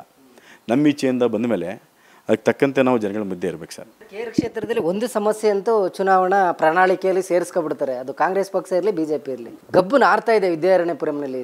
ಒಂದು ಕಸದ ಒಂದು ರಾಶಿನೇ ಇದೆ, ಚಾಮುಂಡಿ ಬೆಟ್ಟವನ್ನು ಮೀರಿಸ್ತಕ್ಕಂಥ ಮಟ್ಟಕ್ಕಿದೆ. ಚುನಾವಣಾ ವರ್ಷ ಬಂದಾಗ ಇಬ್ಬರೂ ಕೂಡ ಪರಸ್ಪರವಾಗಿ ಪ್ರತಿಭಟನೆ ಮಾಡ್ತಾರೆ. ನಾವು ಚುನಾವಣೆ ಗೆದ್ದು ಬೆಳಗ್ಗೆ ಹೊತ್ತಕ್ಕೆ ಇದು ಇರೋದೇ ಇಲ್ಲ ಅನ್ನೋ ಭರವಸೆನೇ ಕೊಡ್ತಾ ಇದ್ದಾರೆ. ಕಳೆದ 15-20 ವರ್ಷಗಳಿಂದ ನಾನು ನೋಡ್ತಾ ಇದ್ದೀನಿ. ಈಗಲೂ ಕೂಡ ಅದು ಜೀವಂತವಾಗೇ ಇದೆ. ಪ್ರದೀಪ್ ಅವ್ರು ಯಾವ ರೀತಿ ಕೆಲಸ ಮಾಡ್ತಾರೆ ಈ ಒಂದು ಕಸದ ವಿಚಾರದಲ್ಲಿ ಅಂತೇಳಿ? ಸರ್, ಆ ಕಸದ ಪ್ಲ್ಯಾಂಟ್ಗೆ ಒಂದು ಪರಿಹಾರ ಕೊಡಬೇಕು ಅಂತ ಕಳೆದ ಒಂದು 15 ವರ್ಷಗಳಿಂದ ನನ್ನ ಆಸೆ ಇದೆ. ನಾನು ನೋಡ್ತಾ ಇದ್ದೀನಿ, ಶಾಸಕರುಗಳು ಅದನ್ನು ಪ್ರಯತ್ನ ಪಡ್ತಾ ಇದ್ದಾರೆ. ಪ್ರತಿ ಸಲ ಅಜೆಂಡಾ ಆಗಿರುತ್ತದು. ಎಲೆಕ್ಷನ್ ಮ್ಯಾನಿಫೆಸ್ಟೋಲಿ ಅದನ್ನು ಮಾಡಬೇಕು ಅನ್ನೋ ಅಜೆಂಡಾ ಇದೆ. ನಾನು ಅದ್ರ ಬಗ್ಗೆ ತುಂಬ ಉತ್ಪ್ರೇಕ್ಷೆಯಿಂದ ಹೇಳೋಕ್ಕೆ ಇಚ್ಛೆ ಪಡಲ್ಲ. ಆದರೆ ಒಬ್ಬ MLA ಆಗಿರೋನು ಗೊತ್ತಿರುತ್ತೆ ಅದರ ಪರಿಹಾರ ಏನು ಮಾಡ್ಬೋದು ಅಂತ. ಯಾಕೆಂದರೆ MLA ಆಗಿರೋನಿಗೆ ಸಿಸ್ಟಮ್ ಅವನ ಜೊತೆಗಿರುತ್ತೆ, ಸಿಸ್ಟಮ್ ಜೊತೆಗಿರುತ್ತೆ. ಮತ್ತು ಸಿಸ್ಟಮಲ್ಲಿ ಏನೇನು ಮಾಡ್ಬೋದು ಅಂತ ಅಧಿಕಾರಿಗಳ ಸಲಹೆ, ಸೂಕ್ತವಾದಂಥ ವಿಷಯಗಳು ಅವ್ರ ಗಮನಕ್ಕೆ ಬರುತ್ತೆ. ನನಗೊಂದು ಅವಕಾಶ ಸಿಕ್ಕಿದಾಗ ನಾನು ನಿಜವಾಗ್ಲೂ ಅದನ್ನು ಕೈಗೆತ್ಕೊಂಡು ಅದಕ್ಕೆ ಒಂದು ರೂಪ ಕೊಡ್ತೀನಿ ಅಂತ ನಾನು ಹೇಳಕ್ಕೆ ಇಷ್ಟಪಡ್ತೀನಿ ಸರ್. ಇದೇ ಆನ್ಸರ್ನ ಅವ್ರು ಕೊಡ್ತಾ ಇದ್ದಾರೆ, ನಾನು ಅಧಿಕಾರಕ್ಕೆ ಬಂದರೆ ನಾನು ಪರಿಹರಿಸ್ತೀನಿ ಅಂತ. ಹೇಗೆ ಅನ್ನೋದು ಇಲ್ಲಿ ಜನಕ್ಕೆ ಬೇಕಾಗಿರೋಂಥ ಆನ್ಸರ್ ಅಂತ. ಸರ್, ಪ್ರತಿಯೊಂದಕ್ಕೂ ಒಂದು ಸೊಲ್ಯೂಷನ್ ಅನ್ನೋದು ಇದ್ದೇ ಇರುತ್ತೆ. ಆ ಸೊಲ್ಯೂಷನ್ ಇವಾಗ ಪ್ರದೀಪ್ ಕುಮಾರ್ ಒಬ್ಬ ಕಾಮನ್ ಮ್ಯಾನ್ ಆಗಿ ನನಗೆ ಗೊತ್ತಿರಲ್ಲ. ನಾ ಆ ಜಾಗಕ್ಕೆ ಹೋದಾಗ ಅದನ್ನೇ ಇಂಪಾರ್ಟೆಂಟ್ ಟಾಸ್ಕ್ ಅಂತ ತೊಗೊಂಡು ಮೊದಲನೇ ಕೆಲಸನೇ ಅದು ಅಂತ ತೊಗೊಂಡಾಗ ಅವತ್ತಿನ ದಿನ ನನಗೆ ಆ ಸೂಕ್ತ ಸಲಹೆಗಳು ಬರುತ್ತೆ. ಅವತ್ತು ಇಂಜಿನಿಯರ್ಗಳಿಗೆ ಇವು ನಾನು ಕರೆದ್ರೆ ಯಾವ ಸಿಸ್ಟಮ್, ಯಾವ ಇಂಜಿನಿಯರ್ಸು ಬರೋಲ್ಲ, ಯಾರೂ ಬರೋಲ್ಲ. ಏನು ಮಾಡ್ಬೋದು ಅದಕ್ಕೆ ಸೊಲ್ಯೂಷನ್ ಹುಡುಕ್ಲಿಕ್ಕೆ ನಾನು ಕರೆದ್ರೆ ಪ್ರದೀಪ್ ಕರೆದ್ರೆ ಯಾಕೆ ಬರಬೇಕು, ನಾನು ಹೋಗಲ್ಲ ಅಂತ ಹೇಳ್ತಾರೆ. ಸೊ ಅದ್ರ ಬಗ್ಗೆ ನನಗೆ ಡೀಟೇಲಾಗಿ ಅದಕ್ಕೆ ಸೊಲ್ಯೂಷನ್ ಏನು ಅಂತ ನನಗೆ ಗೊತ್ತಿಲ್ಲ. ಆದರೆ ಸೊಲ್ಯೂಷನ್ ಅಂತೂ ಇದ್ದೇ ಇರುತ್ತೆ, ಅದಂತೂ ಸತ್ಯ. ಆ ಸೊಲ್ಯೂಷನ್ ಯಾವಾಗ ಸಿಗುತ್ತೆ ಅಂದರೆ ನಮ್ಮ ಕೈಗೆ ಒಂದು ಅಧಿಕಾರ ಬಂದಾಗ. ನನಗೆ ಅಧಿಕಾರ ಬರಲ್ಲ ಅಂದರೂ ಬರಲ್ಲ, ಬೇರೆ ಯಾರೇ MLA ಆಗಲಿ ಕೃಷ್ಣರಾಜ ಕ್ಷೇತ್ರದಲ್ಲಿ ಕಾಂಗ್ರೆಸ್ಸಿಂದ ಅವತ್ತಿನ ದಿನ ಆ MLAನ ಜೊತೆ ಸೇರಿಕೊಂಡು ಅದಕ್ಕೊಂದು ಸೊಲ್ಯೂಷನ್ ಅಂತೂ ಗ್ಯಾರಂಟಿ ಹುಡುಕ್ತೀವಿ ನಾವು. ಈಗ ನೋಡ್ತಾ ಇದ್ದಾರೆ ಎಷ್ಟು ಜನ ವಿದ್ಯಾವಂತರಿದ್ದಾರೆ, ಉದ್ಯೋಗ ಸಿಗ್ತಾ ಇಲ್ಲ. ಗ್ಯಾಸ್ ಬೆಲೆ 1000 ದಾಟಿದೆ, ಪೆಟ್ರೋಲ್ ಬೆಲೆ 100 ರೂಪಾಯಿ ದಾಟಿದೆ, ತರಕಾರಿಗಳ ಬೆಲೆ, ದಿನಸಿ ವಸ್ತುಗಳ ಬೆಲೆ ಗಗನ ಮುಟ್ತಾ ಇದೆ. ನೀವು ಜನಸಾಮಾನ್ಯರ ಹತ್ತಿರಕ್ಕೆ ಹೋದಂಥ ಸಂದರ್ಭದಲ್ಲಿ ಜನಸಾಮಾನ್ಯರು ಈ ವಿಚಾರನ ಮಾತಾಡ್ತಾರಾ? ನಿಮ್ಗೆ ಅಲ್ಲೇ ಗೊತ್ತಾಗ್ಬಿಡುತ್ತೆ ಕಾಂಗ್ರೆಸ್ ಪಕ್ಷಕ್ಕೆ ಓಟ್ ಹಾಕ್ತಾರಾ ಅಥವಾ ಬೇರೆ ಪಕ್ಷಕ್ಕೆ ಓಟ್ ಹಾಕ್ತಾರಾ ಅನ್ನೋ ವಿಚಾರ ನೀವು ಅವ್ರ ಮತದಾರರ ಹತ್ತಿರ ಹೋದರೆ ಗೊತ್ತಾಗುತ್ತೆ. ಈ ವಿಚಾರದಲ್ಲಿ ಯಾವ ಥರ ರೆಸ್ಪಾನ್ಸ್ ಬರ್ತಾ ಇದೆ ಪಬ್ಲಿಕ್ದು ಅಂತೇಳಿ ಪ್ರದೀಪ್? ಜನಗಳಿಗೆ ಇವತ್ತು ಏನಾಗ್ಬಿಟ್ಟಿದೆ ಅಂದರೆ, ನೀವು ಹೇಳಿದ್ರೆ ದಿನಸಿ ಪದಾರ್ಥ ಜಾಸ್ತಿ ಆಗಿದೆ, ಪೆಟ್ರೋಲ್ ಜಾಸ್ತಿ ಆಗಿದೆ, ಕೆಲಸಗಳು ಸಿಗ್ತಿಲ್ಲ. ಎಲ್ಲದಕ್ಕಿಂತ ಹೆಚ್ಚಾಗಿ ಈ ಸೋಷಿಯಲ್ ಮೀಡಿಯಾ ಜಾಸ್ತಿ ಆದಮೇಲೆ 10 ಇಯರ್ಸಿಂದ ಈ ಧರ್ಮ ಅನ್ನೋದು ಹೊಟ್ಟೆ ತುಂಬಿಸ್ತಾ ಇದೆ ಪ್ರತಿಯೊಬ್ಬ ಜನಗಳಿಗೆ. ನಾನು ನೋಡ್ತಿರ್ತೀನಿ, ನನಗೆ ಬೇಜಾರಾಗುತ್ತೆ. ನಾವು ಯುವಕರಾಗಿದ್ದಾಗ ಹಿಂಗೆ ಇರಲಿಲ್ಲ. ಜಾತಿ ಆಗಲಿ ಧರ್ಮ ಆಗಲಿ ಏನೂ ಇರಲಿಲ್ಲ. ಇವಾಗ ನೀವು ನೋಡಿದ್ದೀರ, ನಾನು ನೋಡಿದ್ದೀನಿ. ಚಿಕ್ಕ ವಯಸ್ಸಿಂದ ನಮ್ಗೆ ಯಾರು ಬೇರೆ ಧರ್ಮದವ್ರು ಹೊಡೆದಿದ್ರಾ? ಯಾರೂ ಬಂದು ಹೊಡಿಲಿಲ್ಲಪ್ಪ. ನಮ್ಮ ತಂದೆಗೂ ಯಾರೂ ಹೊಡಿಲಿಲ್ಲ, ನನ್ನ ಮಗನಿಗೂ ಯಾರೂ ಹೊಡಿತಾ ಇಲ್ಲ. ಈ ಥರ ಸಮಾಜ ಶಾಂತಿಯಿಂದ ಇದೆ. ಆದರೆ ಜನಗಳಿಗೆ ಈ ಧರ್ಮದ ವಿಚಾರದಲ್ಲಿ ಹೊಟ್ಟೆ ತುಂಬಿಸ್ತಾ ಇದ್ದಾರಲ್ಲ, ಅದಕ್ಕೆ ಅವ್ರಿಗೆ ಗೊತ್ತಾಗ್ತಿಲ್ಲ ಇದು ಪ್ರೈಸ್ ರೈಸ್ ಆಗಿರೋದು. ಅಂದರೂ ಈ ಸಲ ಕೆಲವೊಂದು ಪರ್ಸೆಂಟೇಜ್ ಜನ ಯುವಕರಿಗೆ ನಾವೊಂದು ಮೂಡಿಸ್ತಾ ಇದ್ದೀನಿ. ನೋಡ್ರಪ್ಪ, ಧರ್ಮಕ್ಕಿಂತ ನಾವು ಬೆಳೆಯೋಂಥ ವಾತಾವರಣ ತುಂಬ ಇಂಪಾರ್ಟೆಂಟು. ಎಲ್ಲಿ ಶಾಂತಿ ಸುವ್ಯವಸ್ಥೆ ಇರುತ್ತೆ ಅಲ್ಲಿ ಆ ದೇಶ ಅಭಿವೃದ್ಧಿ ಕಾಣುತ್ತೆ. ಜಾತಿ ಪೆದರ ಮೀರಿ ನಾವು ಯಾವತ್ತು ಥಿಂಕ್ ಮಾಡ್ತೀನಿ ಅವತ್ತೇ ಒಂದು ದೇಶ ಉದ್ಧಾರ ಆಗೋಕ್ಕೆ ಸಾಧ್ಯ. ಆ ಒಂದು ಚಿಂತನೆ ನಾವು ಹೇಳ್ತಾ ಇದ್ದೀವಿ. ಯುವಕರು ಅದನ್ನು ಒಪ್ಕೊತಾ ಇದ್ದಾರೆ, ಇತ್ತೀಚೆಗೆ ಒಪ್ಕೊತಾ ಇದ್ದಾರೆ. ಹೌದಣ್ಣ, ನೀವು ಹೇಳೋದು ಸತ್ಯ ಅಂತ. ಇಷ್ಟು ದಿನ ಹಂಗಾಗಿಲ್ಲ. ಧರ್ಮ ಅನ್ನೋದ್ರಲ್ಲೇ ಹೊಟ್ಟೆ ತುಂಬಿಸ್ಕಿದ್ರೆ ಅದರಲ್ಲೇ ಕುಣಿತಾ ಇದ್ದಾರೆ. ಅದ್ರ ಬಗ್ಗೆ ತುಂಬ ಡಿಸಪಾಯಿಂಟ್ ಆಗಿದ್ದಾರೆ ಹೆಚ್ಚೆಚ್ಚು ಯುವಕರು. ಅಂದರೆ ಪ್ರಚೋದನೆಗೆ ಒಳಗಾಗ್ಬಿಟ್ಟಿದ್ರು. ಈ ಧರ್ಮದ ಇದರಲ್ಲಿ ಇದನ್ನು ಮರ್ತೋಗ್ಬಿಟ್ಟಿದ್ರು. ಅದು ಪ್ಲ್ಯಾಂಟ್ ಮಾಡಿಬಿಟ್ಟಿದ್ರು ಹಂಗೆ ಸೋಷಿಯಲ್ ಮೀಡಿಯಾದಲ್ಲಿ ಬಿ ಜೆ ಪಿಯವರು ಆ ರೀತಿ ಪ್ಲ್ಯಾಂಟ್ ಮಾಡಿದ್ರು. ಮಹಿಳೆಯರು ಅದನ್ನು ಹೇಳ್ತಾರೆ, ಮಹಿಳೆಯರಿಗೂ ಎಲ್ರಿಗೂ ಸಮಾಜದಲ್ಲಿ ಇರ್ರೆಸ್ಪೆಕ್ಟ್ ಆಫ್ ಎಲ್ರಿಗೂ ಪ್ಲ್ಯಾಂಟ್ ಆಗಿತ್ತು. ಕರೋನಾ ಬಂತಲ್ಲ, ಕರೋನಾ ರೀತಿ ಪ್ಲ್ಯಾಂಟ್ ಮಾಡಿಬಿಟ್ಟಿದ್ರು ಧರ್ಮದ ಪ್ರಚಾರ ಮಾಡಿ ಜನಗಳ ಬ್ರೈನಲ್ಲಿ 100% ಒಂದು 30% ಅವರೇ ಆಗ್ತಾ ಇದ್ದಾರೆ. ಅದನ್ನು ಹೇಳೋಂಥ ಕೆಲಸ ನಾವು ಮಾಡಬೇಕು. ಯಾವುದೇ ಒಂದು ಪಕ್ಷ ಅಧಿಕಾರಕ್ಕೆ ಬರಬೇಕಂದ್ರೆ ಸಾರಥಿಗಳು ಬಿಗಿಯಾಗಿರಬೇಕು. ಈಗ ಡಿ ಕೆ ಶಿವಕುಮಾರ್ ಅವರು KPCC ಅಧ್ಯಕ್ಷರಾಗಿದ್ದಾರೆ, ವಿರೋಧ ಪಕ್ಷದ ನಾಯಕ ಆಗಿ ಸಿದ್ದರಾಮಯ್ಯ ಅವರು ಕೆಲಸ ಮಾಡ್ತಾ ಇದ್ದಾರೆ. ಇಬ್ಬರು ನಾಯಕತ್ವದ ಬಗ್ಗೆ ನೀವು ಹೇಳೋದಾದ್ರೆ? ನೋಡಿ, ನಮ್ಮ ಪುಣ್ಯ ಅದು. ನೀವು ಹೇಳಿದ್ರಿ ಸಾರಥಿ ಗಟ್ಟಿಯಾಗಿರಬೇಕು ಒಬ್ಬ ಪಕ್ಷ ಅಧಿಕಾರ ಬರಬೇಕು ಅಂದರೆ. ನಮ್ಮಲ್ಲಿ ಇಬ್ಬರು ಸಾರಥಿ ಇದ್ದಾರೆ. ಇಬ್ಬರು ಸಾರಥಿ ಇದ್ದರೆ ಇನ್ನೂ ಡಬಲ್ ಶಕ್ತಿ ನಮಗೆ. ಡಿ ಕೆ ಶಿವಕುಮಾರ್ ಅವರು ಒಳ್ಳೆ ಕೆಲಸ ಮಾಡ್ತಾರೆ, ವಿರೋಧ ಪಕ್ಷನಾಗ ಸಿದ್ದರಾಮಯ್ಯ ಅವರು ಒಳ್ಳೆ ಕೆಲಸ, ಇಬ್ಬರು ಕೋಆರ್ಡಿನೇಷನಲ್ಲೇ ಕೆಲಸ ಮಾಡ್ತಾ ಇದ್ದಾರೆ. ಇಬ್ಬರು ನಾಯಕರು ಅಂದಾಗ ಒಂದು ಪ್ರಶ್ನೆ ಮೂಡುತ್ತೆ. ಯಾಕಂದರೆ ಕೆಲವೊಂದು ವೇದಿಕೆಗಳಲ್ಲಿ ಸಿದ್ದರಾಮಯ್ಯನವರು ನಾನು CM ಆಗ್ತೀನಿ ಅಂತ ಹೇಳ್ತಾರೆ, ಇನ್ನೊಂದು ವೇದಿಕೆಯಲ್ಲಿ ಡಿ ಕೆ ಶಿವಕುಮಾರ್ ಅವರು ನಾನು ಒಕ್ಕಲಿಗ ಸಮುದಾಯದಲ್ಲಿ ಹುಟ್ಟಿದ್ದೀನಿ, ನನಗೂ ಒಂದು ಅವಕಾಶ ಕೊಡಿ ಅಂತ ಹೇಳ್ತಾರೆ. ಇಬ್ಬರು ಕೂಡ ಮುಖ್ಯಮಂತ್ರಿ ರೇಸ್ನಲ್ಲಿದ್ದಾರೆ. ಇದು ಎಲ್ಲೋ ಒಂದು ಕಡೆ ತಳಮಟ್ಟದ ಕಾರ್ಯಕರ್ತರಿಗೆ ಬೇರೆ ರೀತಿಯ ಸಂದೇಶ ರವಾನೆ ಆಗ್ತಿದೆ ಅಂತ ಅನ್ಸಲ್ವ? ರಾಜಕೀಯದಲ್ಲಿ ಅದನ್ನು ಚರ್ಚೆ ಮಾಡೋಂಥ ಕೆಟಗರಿ ಒಂದಿದೆ. ರಾಜಕೀಯ ಕ್ಷೇತ್ರದಲ್ಲಿ ಚರ್ಚೆ ಮಾಡೋಂಥ ಕೆಟಗರಿ 0.5% ಇರ್ಬೋದು. ಆ ಚರ್ಚೆ ಮಾಡೋಂಥ ಕೆಟಗರಿ ಮಾತ್ರ ಡಿಸ್ಟರ್ಬ್ ಆಗಿದ್ದಾರೆ ಅಷ್ಟೇ. ಇವಾಗ ಸಹಜವಾಗಿ ಇಬ್ಬರಿಗೂ ಮುಖ್ಯಮಂತ್ರಿ ಆಗಬೇಕು ಅನ್ನೋ ಆಸೆ ಇರೋದು ತಪ್ಪೇನಿಲ್ಲ. ಯಾವತ್ತು ಪೊಲಿಟಿಕ್ಸು ಸಾಂದರ್ಭಿಕ, ರಾಜಕೀಯ ಅನ್ನೋದು ಸಾಂದರ್ಭಿಕ, ಪೊಲಿಟಿಕ್ಸ್ ಇಸ್ ಸಿಚುವೇಶನಲ್. ಆ ಸಂದರ್ಭಕ್ಕೆ ಗೊತ್ತಾಗುತ್ತೆ. ಅವ್ರವ್ರ ಕ್ಲೇಮ್ ಮಾಡ್ತಾರೆ ಮುಖ್ಯಮಂತ್ರಿ ಆಗಲಿಕ್ಕೆ. ಅವತ್ತಿನ ದಿನ ಬಂದಾಗ ಪಕ್ಷ ನಿರ್ಧಾರ ಮಾಡುತ್ತೆ. ಎಲ್ಲ ಅವರಿಬ್ಬರು ಒಟ್ಟಿಗೆ ಕೂತ್ಕೊಂಡು ಚರ್ಚೆ ಮಾಡಿ ನಿರ್ಧಾರ ತೊಗೊತಾರೆ ಯಾರಾಗಬೇಕು ಅಂತ. ಇವತ್ತೇ ಲೀಡರ್ಶಿಪ್ನ ಬಿಟ್ಬಿಡಿ ಅನ್ನೋದು ತಪ್ಪಲ್ವ? ಇಬ್ಬರು ಅವ್ರವ್ರ ಕ್ಲೇಮಲ್ಲಿ ಅವ್ರು ಮಾಡುತ್ತಾರೋ ತಪ್ಪೇನಿಲ್ಲ. JDS ಪಕ್ಷ ಅಂತ ಬಂದಾಗ ಕುಮಾರಸ್ವಾಮಿ ಅವರು ಮುಂದಿನ CM ಅಂತ ಬೆಂಬಲಿಸ್ತಾರೆ. ಭಾರತೀಯ ಜನತಾ ಪಕ್ಷ ಬಂದಾಗ ಇಲ್ಲಿ ತನಕ ಕೂಡ BS ಯಡಿಯೂರಪ್ಪ ಅಂತ ಬೆಂಬಲಿಸ್ತಾ ಇದ್ರು. 2023ರ ಚುನಾವಣೆಗೆ ಕಾಂಗ್ರೆಸ್ ಪಕ್ಷ ಯಾರು CM ಅನ್ನೋ ಒಂದು ವಿಚಾರಗಳನ್ನು ಇಟ್ಕೊಂಡು ಚುನಾವಣೆಗೆ ಹೋಗ್ತದೆ ಅನ್ನೋ ಒಂದು ಚರ್ಚೆ ನಡೀತಾ ಇದೆ. ಯಾಕಂದರೆ ಕಳೆದ ಚುನಾವಣೆಯಲ್ಲಿ ನೋಡಿದಂಥ ಸಂದರ್ಭದಲ್ಲಿ ಕಾಂಗ್ರೆಸ್ನಿಂದ ಸಿದ್ದರಾಮಯ್ಯ ಮುಂದೆ ಮುಖ್ಯಮಂತ್ರಿ ಆಗ್ತಾರೆ ಅಂತೇಳಿ ಬಿಂಬಿತ ಆಗಿತ್ತು. ಅದೇ ರೀತಿ ಕೂಡ ರಿಸಲ್ಟ್ ಬಂದಿತ್ತು. ಆ ಕಾರಣಕ್ಕೆ ಈ ಪ್ರಶ್ನೆ. ನೋಡಿ ಸರ್, ನಮ್ಮ ಕಾಂಗ್ರೆಸ್ ಪಕ್ಷ ಆ್ಯಸ್ ಆರ್ಗನೈಸೇಷನ್ ಥಿಂಕ್ ಮಾಡ್ತೀವಿ. ನೀವು ಹೇಳಿದ್ದು JDS ಕುಮಾರಸ್ವಾಮಿ ಅದೊಂಥರ ಕೌಟುಂಬಿಕ ಪಕ್ಷ ಇದ್ದಂಗೆ. ಅದು ನಿರ್ಧಾರ ತೊಗೊಬೋದು ಯಾರು CM ಆಗ್ಬೋದು ಅಂತ. ಕಾಂಗ್ರೆಸ್ ಪಕ್ಷ is A party of all, ಒಂದು ಕಲೆಕ್ಟಿವ್ ಡಿಸಿಷನ್ನಲ್ಲಿ ಹೋಗೋಂಥ ಪಕ್ಷ. ಸಿದ್ದರಾಮಯ್ಯ ಸಾಹೇಬರು ವಿರೋಧ ಪಕ್ಷ ನಾಯಕರಾಗಿರೋ ಅವ್ರು CM ಆಗೋದ್ರಲ್ಲೂ ತಪ್ಪಿಲ್ಲ. ಡಿ ಕೆ ಶಿವಕುಮಾರ್ ಅವರು ಕಾಂಗ್ರೆಸ್ ಪಕ್ಷಕ್ಕೆ ಅಷ್ಟೆಲ್ಲ ಕೆಲಸ ಮಾಡಿದರೆ ಅವ್ರು CM ಆಗೋದ್ರೂ ತಪ್ಪಿಲ್ಲ. ಆದರೆ ಅದು ಹೇಳಿದ್ನಲ್ಲ, ಇದು ಅವತ್ತಿನ ದಿನ ಡಿಸೈಡ್ ಆಗುತ್ತೆ. CM ಆಗಬೇಕು, ನಾನು CM ಆಗಬೇಕು ಅಂತ ಅವ್ರು ಕೆಲಸ ಮಾಡೋದನ್ನು ಬಿಟ್ಟಿಲ್ವಲ್ಲ, ಲಾಬಿ ಮಾಡ್ತಾ ಇಲ್ಲ ಅವರಿಬ್ಬರು ಕಾಂಗ್ರೆಸ್ ಪಕ್ಷನ ಅಧಿಕಾರ ತರಲಿಕ್ಕೆ ಕಷ್ಟಪಡ್ತಾ ಇದ್ದಾರೆ ಅವರಿಬ್ಬರು. ಸೊ ಅವರಿಬ್ಬರು ಕಷ್ಟಪಡೋದು ನಾವು ಗೌರವಿಸ್ಬೇಕು. ಅವತ್ತಿನ ದಿನ ಅವ್ರು ದೊಡ್ಡವ್ರು ತೀರ್ಮಾನ ಮಾಡ್ಕೊತಾರೆ ಯಾರಾಗಬೇಕು ಅಂತ. ನೇರ ಪ್ರಶ್ನೆ ಬಯಸ್ತೀನಿ ಸರ್. ಪ್ರತಾಪ್ ಸಿಂಹ ಅಂದರೆ ನಿಮ್ಮ ಮುಂದೆ ಕಣ್ಮುಂದೆ ಬರ್ತಕ್ಕಂಥದ್ದು ಸರ್. ಪ್ರತಾಪ್ ಸಿಂಹ ಅಂತಂದರೆ ಒಂದು ಸಾಕಿರುವ ಗಿಳಿ ಇರುತ್ತಲ್ಲ, ಅಲ್ಲಿಂದ ಸೆಂಟ್ರಲಿಂದ ಬರುತ್ತೆ ಸಿಲೆಬಸ್ಸು, ನೀ ಇದನ್ನು ಮಾತಾಡು ಅಂತ. ಅದನ್ನು ಮಾತಾಡೋ ಗಿಳಿ, ಟ್ರೈನ್ಡ್ ಪ್ಯಾರೆಟ್ ಆಫ್ RSS ಅನ್ನೋ ವರ್ಡನ್ನು ನಾನು ಹೇಳ್ತೀನಿ ಯಾವಾಗಲೂ. ಪ್ರತಾಪ್ ಸಿಂಹ, ತೇಜಸ್ವಿ ಇಬ್ಬರಿಗೂ ಯಾವಾಗಲೂ ಅಷ್ಟೇ. ರಾಮದಾಸ್ ಅವರು ಅಂತ ಹೇಳಿದ್ರೆ, ರಾಮದಾಸು ಅಂತ ಹೋದರೆ ಇದು 5 ವರ್ಷಕ್ಕೊಂದ್ಸಲ ಸಿಗೋ ಅಂತ ಬಿಸ್ನೆಸ್ ಮ್ಯಾನ್. ಎಸ್, ರಾಮದಾಸರವರು ರಾಜಕಾರಣವನ್ನು ಬಿಸ್ನೆಸ್ ಮಾಡ್ಕೊಂಡಿದ್ದಾರೆ ಅಂತ ನೀವು ಆರೋಪ ಮಾಡ್ತೀರಾ? 5 ವರ್ಷಕ್ಕೊಂದ್ಸಲ ಮಾಡೋದು ಬಿಸ್ನೆಸ್ ಜನಸೇವೆನಾ? ರಾಜಕೀಯಕ್ಕೂ ಜನಸೇವೆಗೂ ಏನು ಡಿಫ್ರೆನ್ಸ್ ಇಲ್ಲ ಸರ್. ರಾಜಕೀಯ ಅಂದರೆ ಜನಸೇವೆ ಅಂದರೆ ರಾಜಕೀಯ. 5 ವರ್ಷಕ್ಕೊಂದ್ಸಲ ಸಿಗೋರನ್ನ ಬಿಸ್ನೆಸ್ ಮ್ಯಾನ್ ಅಂತಾರೆ, ರಾಜಕಾರಣಿ ಅಂತಾರೆ. 5 ವರ್ಷಕ್ಕೆ ಸಿಗ್ತಕ್ಕಂಥ ಬಿಸ್ನೆಸ್ ಮ್ಯಾನ್ನ ಸೋಲಿಸಲಿಕ್ಕೆ ಕಾಂಗ್ರೆಸ್ ಪಕ್ಷದಲ್ಲಿ ಯಾವ ರೀತಿ ಸಿದ್ಧತೆ ಮಾಡ್ಕೊಂಡಿದ್ದೀರಾ ಅಂತ ಸರ್? ಫೈನಲ್ ಪ್ರಶ್ನೆ ಸರ್. ಎಲ್ಲದಕ್ಕೂ ಭಗವಂತ ತೀರ್ಮಾನ ಮಾಡ್ತಾನೆ. ಭಗವಂತ ಯಾರು? ಪ್ರಜಾಪ್ರಭುತ್ವದಲ್ಲಿ ಮತದಾರರು ತೀರ್ಮಾನ ಮಾಡ್ತಾರೆ. ಪ್ರತಿಯೊಂದಕ್ಕೂ ಒಂದು ಎಂಡ್ ಅಂತ ಇರುತ್ತಲ್ವ ಸರ್. ಗ್ಲ್ಯಾಮರಲ್ಲಿ ಎಷ್ಟು ದಿನ ನಡೆಯೋಕ್ಕಾಗುತ್ತೆ? ಜನಸೇವೆ ಮಾಡೋ ಅಂಥ ಒಬ್ಬ ವ್ಯಕ್ತಿ, ನಮ್ಮ ಕೈಗೆ ಸಿಗೋ ಅಂಥ ಒಬ್ಬ ಹುಡುಗ ನನಗೆ ಬೇಕು ಅನ್ನೋ ಆಸೆ ಜನಗಳಿಗೂ ಬರುತ್ತೆ. ಅದನ್ನು ನಾವು ಈ ಸಲ ಪರಿಪೂರ್ಣ ಮಾಡ್ತೀವಿ. ಜನಗಳ ಮಧ್ಯೆ ಅದು ಕೆಲಸ ಮಾಡ್ತೀವಿ. ಇವತ್ತಂತಲ್ಲ, ಅವ್ರು ಜನ ಎಷ್ಟು ವರ್ಷ ಆಶೀರ್ವಾದ ಮಾಡ್ತಾರೆ ಅಷ್ಟು ವರ್ಷನೂ ಜನಗಳ ಮಧ್ಯೆ ಕೆಲಸ ಮಾಡ್ತೀವಿ. ಆಶೀರ್ವಾದ ಮಾಡದೇ ಇದ್ರೂ ಮಾಡ್ತೀವಿ ಅನ್ನೋದನ್ನು ಹೇಳಕ್ಕೆ ಇಷ್ಟಪಡ್ತೀನಿ ಸರ್. ಬಾರಿ ಕಾಂಗ್ರೆಸ್ ಪಕ್ಷ ಇಲ್ಲಿ ಅಧಿಕಾರಕ್ಕೆ ಬಂದರೂ ಕೂಡ ಸಾಕಷ್ಟು ಜನ ಕಾರ್ಪೊರೇಟರ್ಗಳು ಆಯ್ಕೆ ಆಗ್ತಕ್ಕಂಥ ವಿಚಾರದಲ್ಲಿ KR ಕ್ಷೇತ್ರದಲ್ಲಿ ಭಾರತೀಯ ಜನತಾ ಪಕ್ಷದ ಕಾರ್ಪೊರೇಟರ್ಗಳೇ ಅತಿ ಹೆಚ್ಚಿನ ಸಂಖ್ಯೆಯಲ್ಲಿ ಪಾಲಿಕೆಗೆ ಹೋಗ್ತಾರೆ. ಯಾತಕ್ಕೆ ಪಾಲಿಕೆಗೆ ಭಾರತೀಯ ಜನತಾ ಪಾರ್ಟಿಯವರೇ ಹೋಗ್ತಾರೆ ಅಂದರೆ, ಪ್ರತಿಯೊಂದು ಎಲೆಕ್ಷನ್ಗೂ ಪೂರ್ವ ಸಿದ್ಧತೆ ಬೇಕಾಗುತ್ತೆ. ಯಾವುದೇ ಪಾರ್ಟಿಲಿ ಅಲ್ಲಿ ಏನು ಮಾಡ್ತಾರೆ ಅಂದರೆ, ಇವಾಗ BJP ಕಾಂಗ್ರೆಸ್ ಚೆನ್ನಾಗಿದೆ, ಭಾರತೀಯ ಜನತಾ ಪಾರ್ಟಿ 23, ಆದರೆ ಮೆಜಾರಿಟಿ ಏನು ಬರ್ತಾ ಇಲ್ಲ BJP ಪಾರ್ಟಿ ಕಾರ್ಪೊರೇಷನಲ್ಲಿ. KR ಕ್ಷೇತ್ರದ ಅತಿ ಹೆಚ್ಚು ಸಂಖ್ಯೆಯಲ್ಲಿ ಆಯ್ಕೆ ಆಗುತ್ತೆ. ಯಾಕೆಂದರೆ ಪೂರ್ವ ಸಿದ್ಧತೆ ನಾವು ಮಾಡ್ಕೊಳ್ಳೋದಿಲ್ಲ. ಕಾಂಗ್ರೆಸ್ ಪಾರ್ಟಿಯಿಂದ ನೆಕ್ಸ್ಟ್ ಚುನಾವಣೆಗಳಿಗೆಲ್ಲ ನಾವು 1-1.5 ವರ್ಷದ ಮುಂಚೆನೇ ಪ್ರಿಪೇರ್ ಆಗ್ತೀವಿ ನೆಕ್ಸ್ಟ್ ನಗರ ಪಾಲಿಕೆಗೆ ಅನ್ನೋದನ್ನು ಹೇಳಕ್ಕೆ ಇಷ್ಟಪಡ್ತೀನಿ. ನೆಕ್ಸ್ಟು ಕಾಂಗ್ರೆಸ್ಸಿಂದ ಅತಿ ಹೆಚ್ಚು ನಗರ ಪಾಲಿಕೆ ಸದಸ್ಯರು ಮೈಸೂರು ನಗರದಲ್ಲಿ, ನಾನು ಬರೀ KR ಕ್ಷೇತ್ರ ಅಂತ ಹೇಳ್ತಾ ಇಲ್ಲ, ನಮ್ಮ ಕ್ಷೇತ್ರ ಅಂತ ಹೇಳ್ತಿಲ್ಲ, ಇಡೀ ಮೈಸೂರು ನಗರದಲ್ಲಿ ಅತಿ ಹೆಚ್ಚು ಕಾಂಗ್ರೆಸ್ ನಗರ ಪಾಲಿಕೆ ಸದಸ್ಯರು ಬರ್ತಾರೆ. ನಾವು ಮೇಯರ್ನು ಪ್ರತಿ ವರ್ಷ ಹಿಡಿತೀವಿ, ಒಟ್ಟಿಗೆ ಸೇರಿ ಕೆಲಸ ಮಾಡ್ತೀವಿ. ದಸರಾ ಬಂದಾಗ ಮೈಸೂರು ಅರಮನೆ ಅಂತ ಮಾತಾಡ್ತೀವಿ, ಜಗತ್ ಪ್ರಸಿದ್ಧವಾದಂಥ ಒಂದು ಕಾರ್ಯಕ್ರಮವನ್ನು ಮಾಡ್ತೀವಿ. KR ಕ್ಷೇತ್ರಕ್ಕೆ ಮೈಸೂರು ಅರಮನೆಯೂ ಕೂಡ ಸೇರುತ್ತೆ. ಆದರೆ ಮೈಸೂರಿನ KR ಕ್ಷೇತ್ರದಲ್ಲಿ ಸಾಕಷ್ಟು ಸ್ಲಮ್ಗಳು ಇನ್ನೂ ಕೂಡ ಹಾಗೆ ಇದೆಯಲ್ಲ ಅಂತ. ಸತ್ಯ ಸರ್.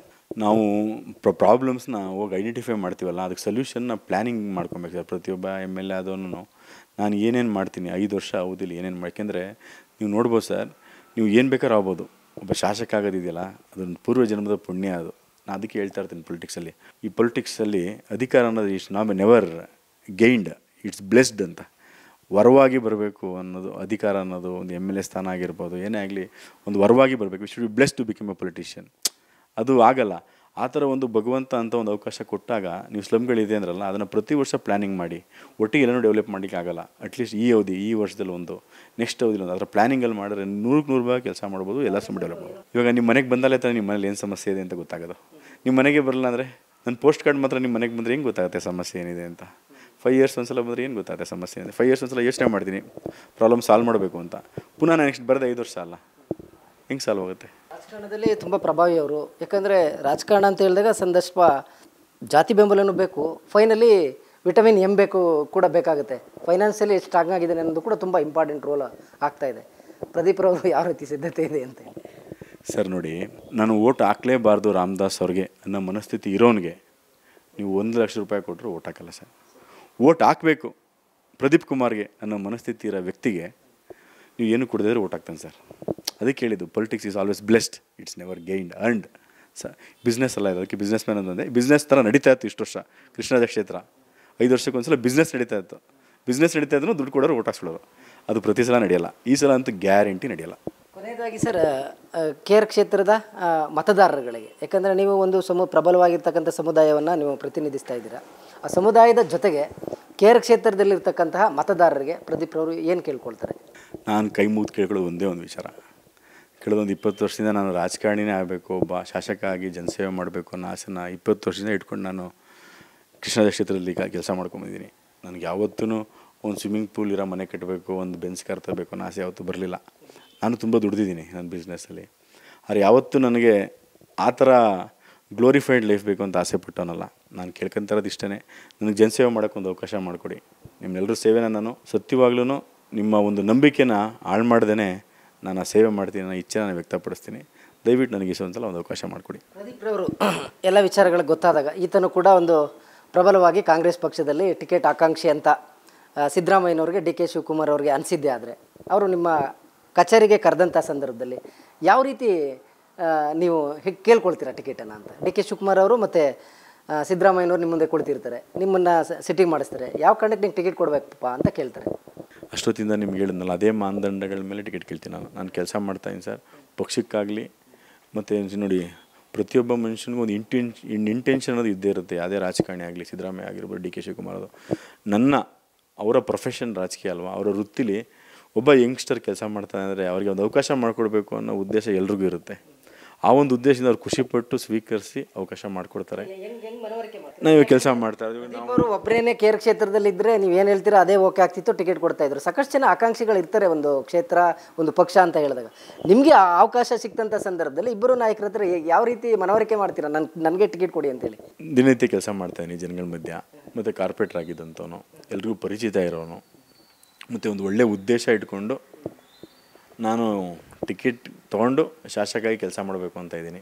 ಇವೆಲ್ಲ ಮನವರಿಕೆ ಮಾಡಿಕೊಟ್ಟು ನಾನು ತೊಗೊಬೇಕು ಅಂತ ಇದ್ದೀನಿ. ತಮ್ಮ ಗುಡ್ ನ್ಯೂಸು ನಾನು ತುಂಬ ನೋಡ್ತಾ ಇರ್ತೀನಿ. ತಾವು ತುಂಬ ನೇರವಾದ ಕ್ವಶನ್ಗಳು ಕೇಳ್ತೀರಾ, ಮತ್ತು ಬೇಕಾಗಿರೋಂಥ ಕ್ವಶನ್ಗಳನ್ನ ಕೇಳ್ತೀರಾ. ಅದು ನಂಗೆ ತುಂಬ ಇಷ್ಟ ಆಯಿತು. ಜನಗಳಿಗೆ ಬೇಕಾಗಿರೋ ಕ್ವಶನ್ಗಳನ್ನ ನೀವು ಕೇಳೋದ್ರಿಂದ ನಿಮ್ಮ ಚಾನಲ್ ಇನ್ನೂ ಹೆಚ್ಚೆಚ್ಚು ಈ ಥರ ಜನಗಳ ಒಂದು ಕಷ್ಟಗಳಿಗೆ ಒಂದು ಬೆಳಕು ಚೆಲ್ಲಿ ಅಂತ ಹೇಳಿ ನಿಮಗೆ ಧನ್ಯವಾದಗಳನ್ನ ಅರ್ಪಿಸ್ತೀನಿ. Thank you ಪ್ರದೀಪ್ರವರೇ. ನಿಮ್ಮ ಟೈಮನ್ನು ಕೂಡ ಗುಡ್ ನ್ಯೂಸ್ ವಾಹಿನಿ ಕೊಟ್ಟಿದ್ದೀರಾ. ಒಂದು ಪಕ್ಷ ಅಂತ ಹೇಳಿದಾಗ ಸಾಕಷ್ಟು ಜನ ಆಕಾಂಕ್ಷಿಗಳಿರ್ತಾರೆ. ಅದೇ ರೀತಿ ನೀವು ಒಬ್ಬರು ಪಕ್ಷದಲ್ಲಿ ಟಿಕೆಟ್ ಕೇಳ್ತಾ ಇದ್ದೀರಾ. ನಿಮ್ಮ ಆಸೆಗಳು, ನಿಮ್ಮ ಕನಸುಗಳು ಈಡೇರಲಿ ಅಂತ ಹೇಳ್ತಾ ಇವತ್ತಿನ ಕಾರ್ಯಕ್ರಮ ಮುಗಿಸ್ತಾ ಇದ್ದೀನಿ. Thank you so much. Thank you very much sir. ನೋಡಿದ್ರಲ್ಲ ವೀಕ್ಷಕರೇ, ಇದಿಷ್ಟು ಪ್ರದೀಪ್ ಕುಮಾರ್ ಅವರ ಮಾತು. ಯಾಕಂದರೆ KR ಕ್ಷೇತ್ರ ಅಂತ ಹೇಳಿದ್ರೆ ನಿಜವಾಗ್ಲೂ ಕೂಡ ಮಲ್ಲಿಗೆ ನಗರಿ, ಮೈಸೂರಿನ ಹಾರ್ಟ್ ಆಫ್ ಸಿಟಿನಲ್ಲಿದೆ.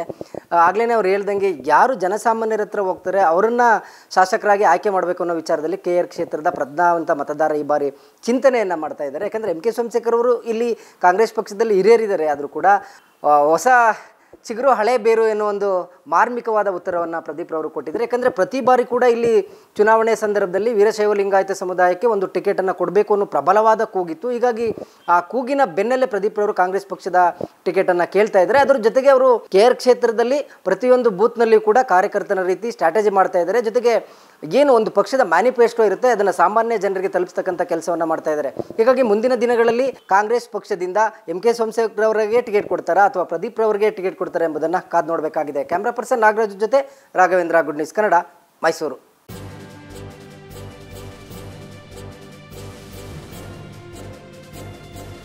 ಇದು ಮಾನವೀಯ ಸಂದೇಶದ ಜನವಾಹಿನಿ.